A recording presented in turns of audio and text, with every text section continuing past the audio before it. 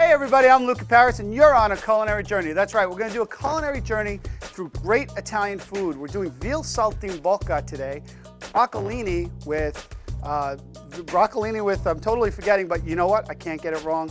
We're going to have some great ideas. Broccolini, sage, prosciutto, veal. We have some great fun, and we have Nick Sansone with me from Moda Studios. You cannot go wrong, and guess what? Your culinary journey starts now.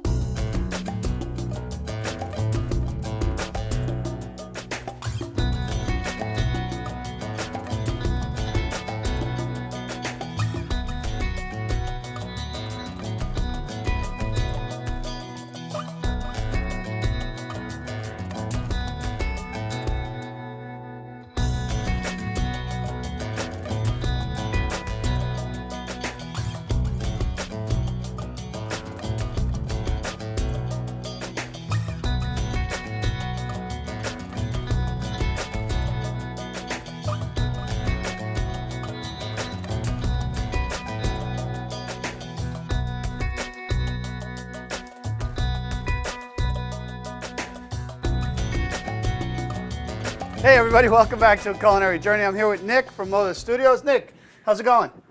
Great. Good? Yeah? Oh, I'm getting excited. Well, it's going to be a fun day. We're going to be talking about some veal and some broccolini and some smash style potatoes, a lot of fun going on. So what we're going to do first to get started, let's get this cast iron pan going on high. So Nick, you like to cook, right?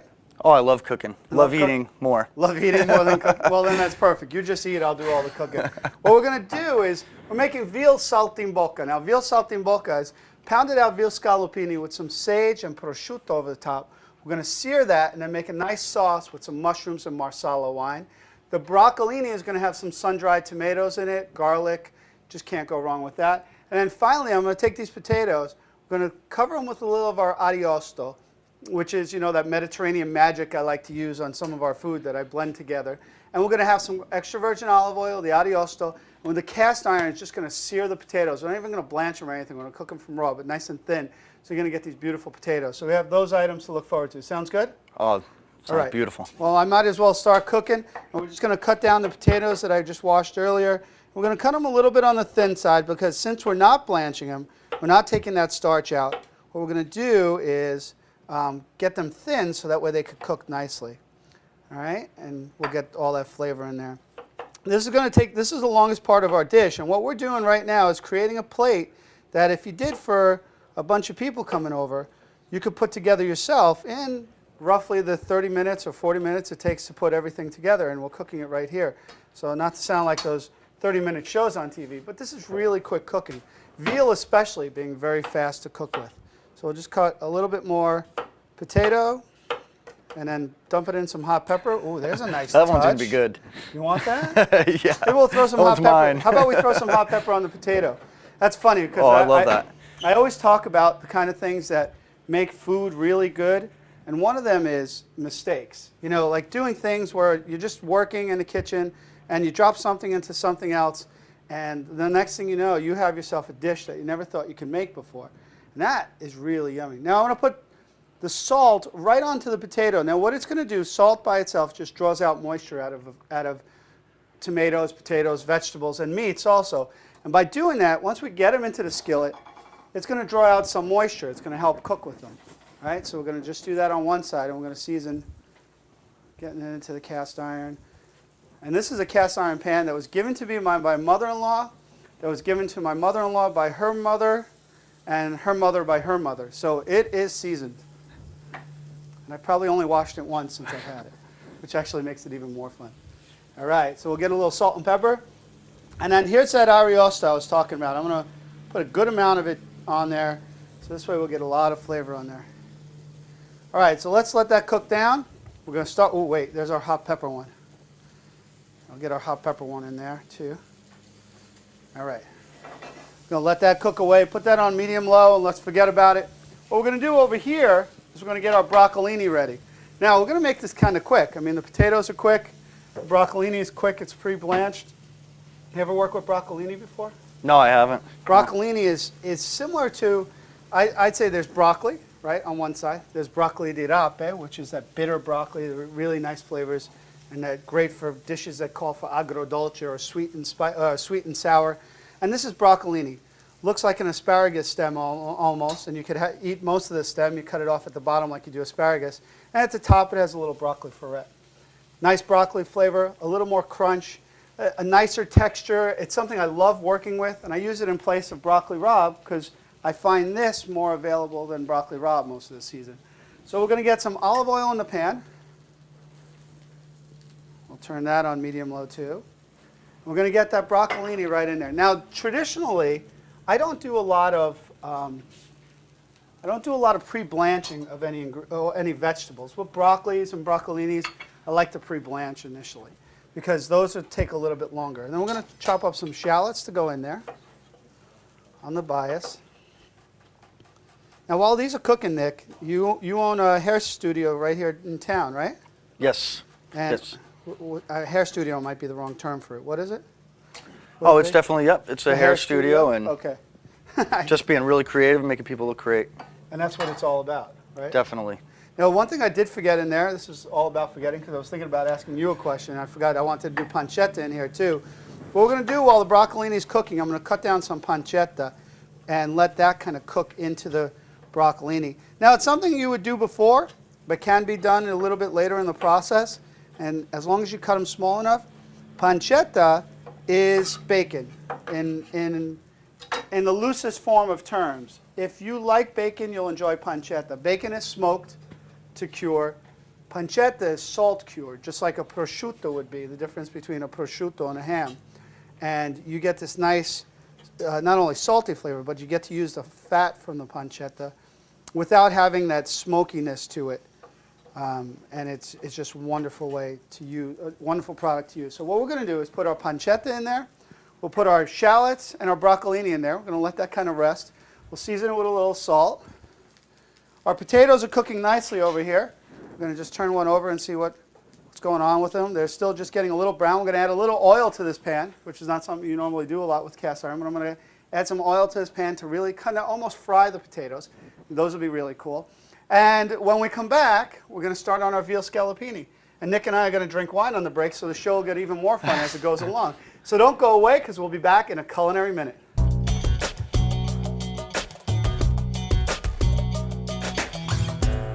Hey everybody, we're back on our culinary journey, and right now, because Nick told me on the break that he wanted me to do this, we need to go hot pepper on top of this, on top of our fried potatoes here. And we're getting that nice sear on them, right? Like it hot and crispy. That is looking All right, good. so we'll get this up a little bit higher. We'll get them nice and crispy. Got some olive oil in there, letting them sear. And cheers, my friend, to the next part of our meal. It's a tough life we live. Here, you drink, I'll cook, because if I drink and cook at the same time, you don't know what's going to happen.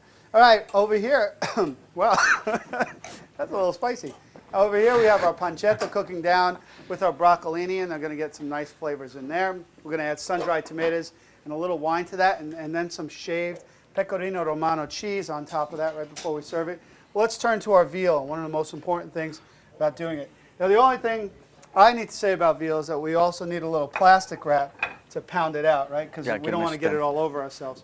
And by the miracles of modern television, some will end up this way somehow, one way or form.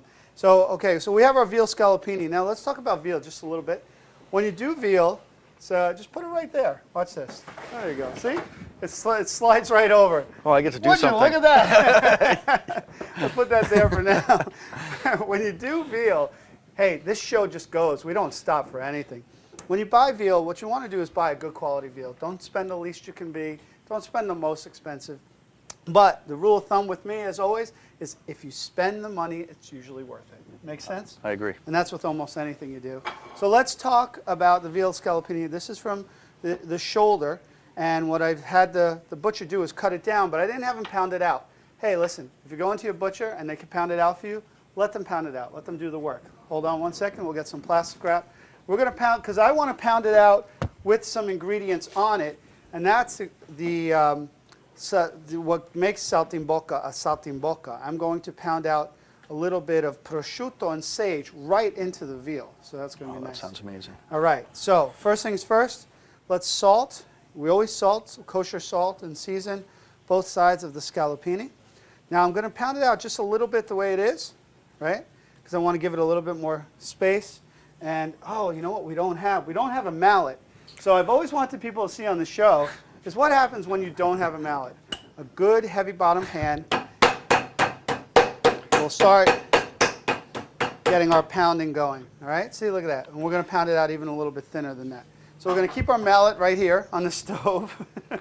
So, and yeah, it's all about those little things. You don't know what to do, when, where, how, and now you do. And it really works. I mean, working in kitchens all these years, when you didn't have a meat mallet, we took our saute pans, we pounded out our chicken with it, and as long as it was covered, it was perfect. Now we need some prosciutto. This is prosciutto di Parma. And then we need some fresh sage, which I'm going to actually keep a little bit whole. Now, Saltimbocca means jump in your mouth. And jump in your mouth is because of all these great flavors. Saltimbocca, all these great flavors that we're going to bring to it. Again, a little more salt and pepper on this side. That sage is really aromatic. You'll find some people that'll tear it apart, so you have it in little more sections. So you're not just biting into a big piece of sage. But when you're cutting this down, it'll be just as fine either way, because you're going to just take little bites at a time. Now we get our prosciutto di Parma, sliced paper thin, right on top of there. Right? We get our second piece on top of that. I'm already loving the way this is. Now, if you don't have prosciutto di Parma and you want to just get a regular prosciutto, that's fine too. What I recommend is trying to find the better of the prosciuttos. They're great. They're not quite as salty. The better the prosciutto, not quite as salty, more flavor. And leave the fat on. Ask them to leave some of that fat on. That's the flavor. There's a lot of flavor right there. So, hold your ears. Just like a typewriter. I'll start from one side. You guys remember typewriters? Wait a second, it's half the audience going, what's a typewriter? Dating ourselves. And then I come back again. And what I'm doing too is I'm pounding and pulling down at the same time. So what I'm doing is spreading out the meat. And then what I could do right here at the end where I didn't do it is get that out a little bit. So we have this huge piece of veal right here to work with. What do you think? Sounds good? Looks good? Oh, this is looking great. That does look nice. Smells really good. And then we're going to sear that really quickly. Now, in a plate, I'm going to season some flour. Let's just make sure, you know, you could forget about things on this show, but let's make sure these are going to be really crispy. Like some of them dark, dark, dark, and some of them a little bit lighter. So you're going to love this. So I'm going to shut these off and let them continue cooking, like kind of just resting on themselves. Beautiful. And then that is cooking down nicely. Let's get a picture of how the pancetta is cooking down. There's a lot of hot pepper in here. I hope you like hot pepper. I got enough wine to take care of the heat. Okay, we're going to put some sun-dried tomatoes last minute. Now, I didn't put the sun-dried tomatoes in earlier because what you'll do is if you cook them too early, they actually tend to burn very quickly. So you want to just add them to the last minute. They're dried. We're just going to rehydrate them with just a little bit of the sherry that we're using in the rest of our dish into the broccolini. So to kind of pull all those flavors together. And you don't have to over-season, but just a pinch of salt to that because the sun-dried tomatoes do have a little saltiness to it. And then there's our potatoes ready to go. Now, with our veal, I think this is a good time. I'm going to start searing the veal, and then we're going to go take a quick break and come back and make the sauce, put this all together. With our veal, I'm just going to cut it in a couple of pieces. But if you have a big pan, you could do it all at the time. But this will give us 2 pieces to work on our dish. We'll put a little oil in our pan. And veal cooks very, very, very, very quickly. So we just want to sear on one side and then sear on the other. And our flour right here, I am jumping around a lot, huh? Look at it, I'm all over the place. It's because I had some wine on the break, that's why. We're going to season our flour, dip in one side and another. And flour is going to basically protect the meat as well as help us with our sauce later on. So we'll get those going. And in our hot pan, which could have been a little bit hotter, but it works out just fine right there, we're going to sear the prosciutto to the veal, all right? And we're going to let that happen. So what I'm going to do is I'm going to work on this.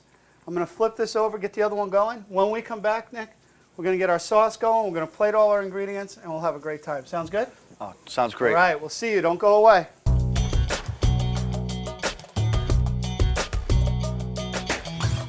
Hey, everybody. Welcome back to A Culinary Journey. No, I was not drinking all that. Nick drank it all. Nope, I'm serious. I'm still cooking. Anyway, so what we're doing today, just to recap everything, we're doing veal saltimbocca, pounded out veal, sage, prosciutto. We're going to be making a nice sauce for that to finish it. We're doing broccolini, and I'll open this up. You guys can take a look at it real quick. broccolini with sun-dried tomatoes and pancetta in there. And that's cooking down nicely with a little bit of shallots and extra virgin olive oil.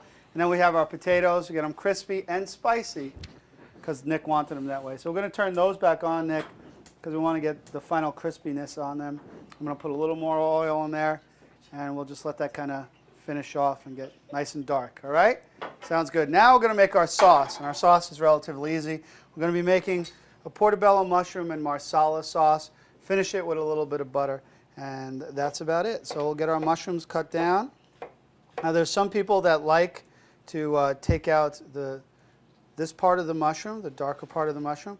And you know what? I like to leave it on. It adds a little more flavor to my sauce. I enjoy it. And it adds some color because I want to get some darkness to the sauce. And usually you would take it off if you didn't want to have the color. So let's get some oil in the pan. We're going to get some shallots and some garlic going in there. Now what I'm going to do with the garlic, which is really cool, so I'm just going to do, there's not that one. That one didn't want to stay with me. What I'm going to do with the garlic, it's something my dad used to do with garlic, and you'll find in a lot of Italian cooking they do with garlic. It's not these chunks of garlic that go in a pan like I normally do. What it is just garlic that's going to flavor the oil, so you just have that nice flavor. And not necessarily all these pieces of garlic, right? So you could smell that. It's fresh garlic. I'm taking it away from the pan because I don't want the oil too hot so the garlic burns. And we want to make sure that. But I'm telling you, once you do this, you get this aroma of fresh garlic. That's unbelievable. Now let's take that out. Let's take those out another second. All right, and we'll get those pieces out of there. And we could save them for later because those are great to eat. And now we have this nice flavored oil that we're going to add our mushrooms to, which will take a second to cook down, so we'll let them cook down. And again, we're layering flavors in here, Nick, and that's the way to do it.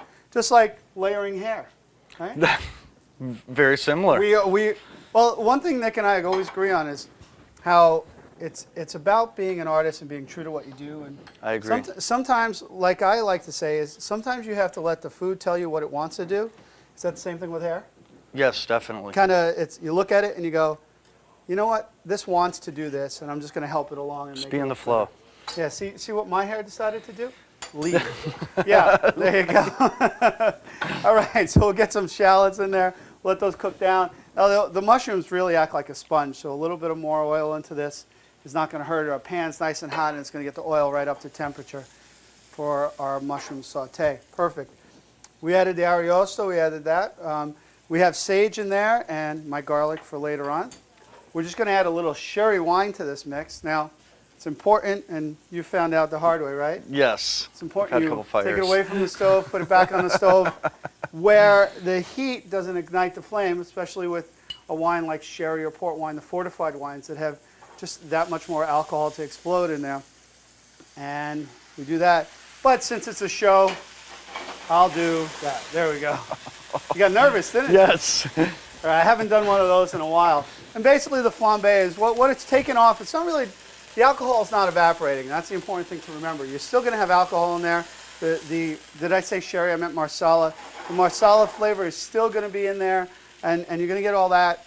But what it does is take just that bitter edge right off the top of it. So that way it's a nice sweet flavor kind of going through the whole thing. All right, so we got that cooking down. And then we're going to add just the last parts of this is just a little bit of butter. Whoop, let's do that one. A little bit of butter to finish off the sauce. We're going to shut off the pan and let that kind of reduce in there. All right, I'm going to let that reduce. And I know, do I have a little flour in my cupboard? I'm going to run up and get a little bit of flour. There we go. Hold on, don't go away. There you go. Flour, flour, flour. No flour there. Let's go check on this cupboard. And watch out. Wait, let me get some flour from this cupboard. Go ahead. There you go. We got a little bit of flour. That's a great cupboard. Not everybody has a cupboard like that one. This is what happens when you don't prepare for all your shows.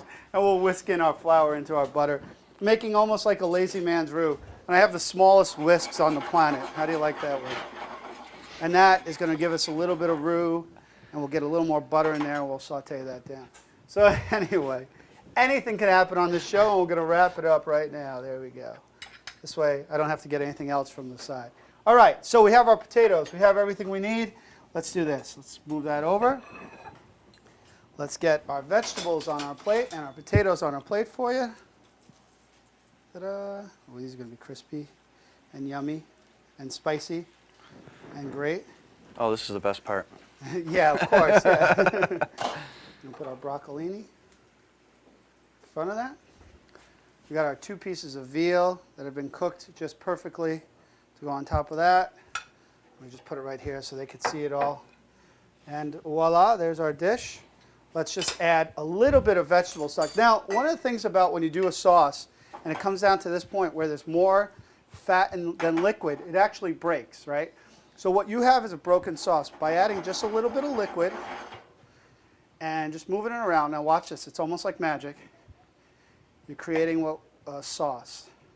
You have the fat and the flour that started your roux, and that little bit of liquid just puts the whole sauce together. And a little bit of salt and pepper into that. Ta-da. What do you think? Can we see that? Oh, it smells really nice and sweet. And then put that right over the top. And sir, you have your dinner. We have a veal scallopini with pan-fried potatoes, little broccolini, and that's about it. And Nick, it was a pleasure having you on today. Thank you. My honor. You get to do the honors of eating. I get to clean up, and we get to start another culinary journey soon. So stick around, check Nick and I out, and you never know. Culinary journey's over. I'll see you on the next culinary journey.